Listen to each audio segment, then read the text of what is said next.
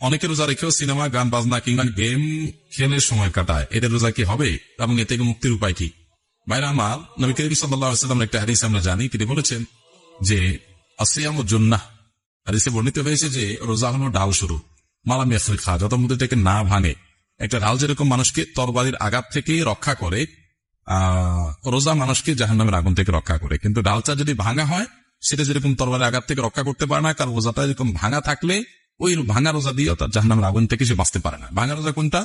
যে রোজা রেখে সে পাপাচারে লিপ্ত হয়, গুনাহের কাজ, রোজা রাখে আবার মিথ্যা কথা বলে, রোজা রাখে আবার গুনাহের কাজ করে, রোজা রাখে আবার ফিল্ম দেখে, হারাম জিনিস দেখে, মোবাইলে টেলিভিশনে গান বাজনা শুনে, অন্যায় কাজ করে, গেমস খেলে, অপচয় করে, সময় নষ্ট করে। তো এই রোজা রাখা অর্থহীন।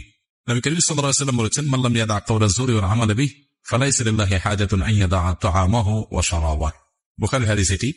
অর্থাৎ কেউ যদি রোজা রেখে মিথ্যা কথা, অনর্থক রোজা এবং মিথ্যা কাজ এগুলো পরিহার না করে, তাহলে সে এই রোজা রেখে আল্লাহ তার উপবাস থেকে আল্লাহ কোনো লাভ নাই, কারণ এটা উপবাস থাকার মতো, এটা রোজা না।